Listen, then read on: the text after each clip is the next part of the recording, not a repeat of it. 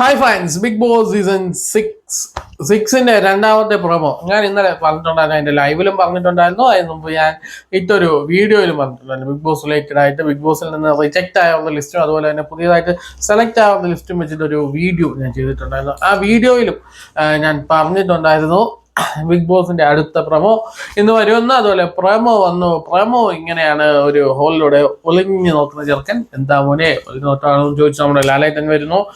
ലാലേട്ടൻ പറയുന്നു. അപ്പൊ ലാലേട്ടനോട് ആ പയ്യൻ പറയുന്നു, അകത്തെ സംഘർഷഭരിതമായ നിമിഷങ്ങൾ ഞാൻ അനലൈസ് ചെയ്യുകയായിരുന്നു.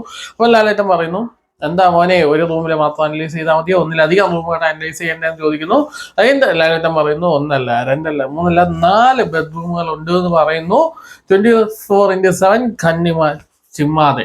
അതായത് ലാലേട്ടൻ പറഞ്ഞ് അവസാനിപ്പിക്കുകയാണ്. അപ്പോൾ നമുക്ക് മുൻപ് അറിയാം, ഞാൻ എൻ്റെ ലൈവില് ഒരു സുഹൃത്ത് സുധീഷ് അഞ്ചൽ എന്ന് പറയുന്ന നമ്മുടെ പ്രിയ സുഹൃത്ത് ഈ സെയിം കാര്യം പറഞ്ഞിട്ടുണ്ടായിരുന്നു. ഒന്നിലധികം റൂമുകൾ വന്നാൽ എങ്ങനെ ഇരിക്കും, അതായത് ഒന്നിലധികം റൂമുകൾ മുമ്പേ ഹിന്ദിയിലെ ഒരു സീസണിൽ വന്നിട്ടുള്ളത്. അതായത് 4 റൂമുകളുണ്ട്. ഒന്ന് ടീം ബേസ്ഡ് ആവും. നമുക്കറിയാം ബിഗ് ബോസില് കുക്കിംഗ് ടീം, അതുപോലെ തന്നെ ആ പാത്രം വാഷ് ചെയ്യുന്ന ടീം, അതുപോലെ തന്നെ വീട് ക്ലീൻ ചെയ്യുന്ന ടീം, ബാത്റൂം ക്ലീൻ ചെയ്യുന്ന ടീം, ഇങ്ങനെ ടീമുകളുണ്ട്. ഈ 4 ടീമുകൾക്കും വേണ്ടി സെപ്പറേറ്റ് ഓരോ ടീമിലാവുന്നവർക്കും ഓരോ റൂമുകൾ കൊടുക്കും. ആ ഒരു ടീം ഫുള്ളായിട്ട് ഒരു റൂമിൽ, മറ്റേ ടീം ഫുള്ളായിട്ട് ഒരു റൂമിൽ, അങ്ങനെ കൊടുക്കും. ഇതിൽ സംഭവിക്കാൻ പോകുന്ന ക്യാപ്റ്റനും ടീം അംഗങ്ങളും തമ്മിൽ സംഘർഷങ്ങൾ ഉണ്ടായേക്കാം. അതുപോലെ തന്നെ ഈ റൂമിലുള്ളവരും അപ്പുറത്തുള്ള റൂമിലുള്ളവരും തമ്മിൽ സംഘർഷങ്ങൾ ഉണ്ടാവും. അപ്പോൾ ഇതൊരു ടീമായിട്ട് ബിൽഡ് ചെയ്തേക്കാം, സൗഹൃദങ്ങളുടെ പോലെ. തട്ടവട്ടം ഒരു ടീമിൽ നിന്ന് മറ്റൊരു ടീമിലേക്ക് ആളുകൾ പോയേക്കാം. അങ്ങനെ ഒരുപാട് വ്യത്യസ്തമായ സംഭവ വികാസങ്ങൾ ഈ ഒരു സീസണിൽ സംഭവിക്കാൻ സാധ്യതയുണ്ട്. അതാണ് ലാലേട്ടൻ പറഞ്ഞത്. ഈ പ്രമോയിലും ലാലേട്ടൻ തീം എന്താണെന്ന് പറഞ്ഞിട്ടില്ല. ഞാൻ പറഞ്ഞല്ലോ, തീം ഒരു എന്റർടൈൻമെന്റ് പർപ്പസ് ആയിരിക്കും, എന്റർടൈൻമെന്റിന്റെ തീം ആയിരിക്കും എന്നാണ് നമുക്ക് കിട്ടുന്ന റിപ്പോർട്ട്. അപ്പോൾ എന്റർടൈൻമെന്റ് വെച്ചിട്ട് ഒരു തീം തന്നെ ആവാനാണ് നിലവിലെ സാധ്യത.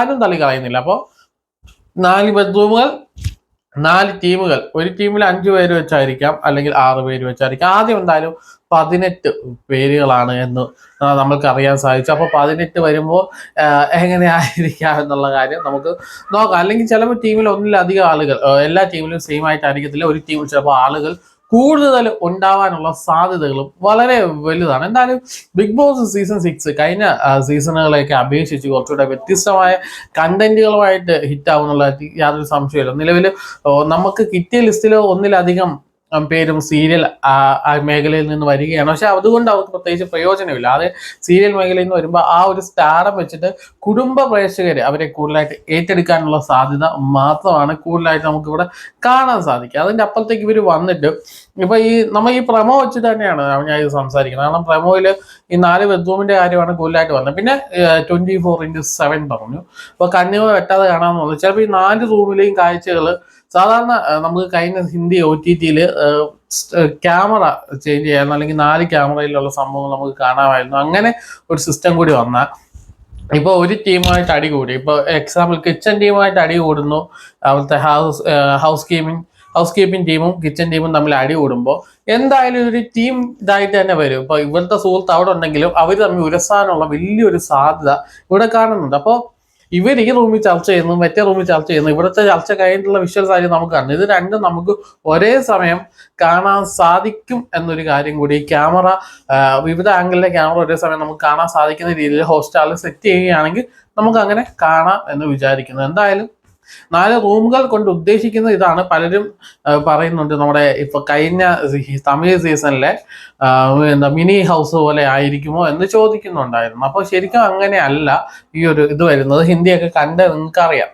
ടീം തിരിക്കും, ഓരോ ടീമുകൾക്കും ഓരോ ബെഡ്റൂം വെച്ച് കൊടുക്കും. ആ ടീം ആ വീക്കിലെ ടീം സ്പ്ലിറ്റ് ആവുന്നവരെ അവിടെ ആയിരിക്കും കിടക്കുന്നത്. അപ്പോൾ എല്ലാവരും റൊട്ടേറ്റ് ചെയ്ത് വരും, എല്ലാവരും റൊട്ടേറ്റ് ചെയ്യും. കഴിഞ്ഞ വട്ടം പോലെ പാചകം അറിയാവുന്നവരെ മാത്രം എടുത്ത് കിച്ചൺ ടീമിൽ ഇടാതെ എല്ലാവരും റൊട്ടേറ്റ് ചെയ്ത് വരും. ടീമുകൾ മാറും, ആളുകൾ മാറും. അപ്പൊ ഈ കൂടെ കിടക്കുന്നവർക്കേ രാപ്പണി അറിയാവൂ പറയുന്ന പോലെ ഒരാൾ സ്വഭാവം മറ്റൊരാൾക്ക് കൃത്യമായിട്ട് മനസ്സിലാക്കാൻ സാധിക്കും.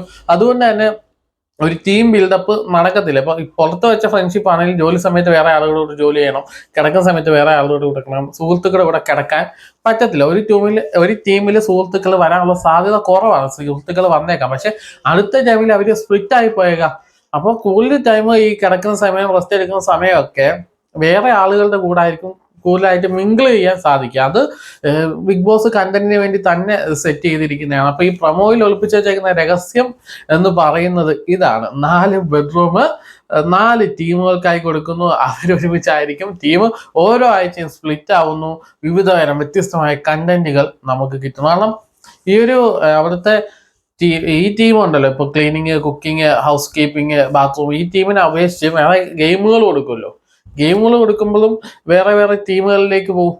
അങ്ങനെയും ടീമുകൾ വേറെ ബിൽഡ് ആവുകയും അത് സ്പ്ലിറ്റ് ആവുകയും ഒക്കെ ചെയ്യാനുള്ള സാധ്യതകൾ കൂടി ഇതിനകത്തുണ്ട് എന്ന് മനസ്സിലാക്കുക. എന്തായാലും വ്യത്യസ്തമായിരിക്കട്ടെ ഈ സീസൺ എന്ന് പറഞ്ഞുകൊണ്ട് മറ്റൊരു വീഡിയോ ആയി കാണാം. അപ്പോൾ ഈ ചാനൽ സബ്സ്ക്രൈബ് ചെയ്യുക. ബിഗ് ബോസ് ആയിട്ടുള്ള അപ്ഡേറ്റ്സ് എളുപ്പത്തിൽ കിട്ടാൻ നിങ്ങൾ ബെൽ ബൈക്കൺ മറക്കാതെ എനേബിൾ ചെയ്യുക. മറ്റൊരു വീഡിയോ ആയി കാണാം. നിങ്ങളുടെ വിലയേറെ അഭിപ്രായങ്ങൾ തീർച്ചയായും കമന്റ് ആയി രേഖപ്പെടുത്തുക.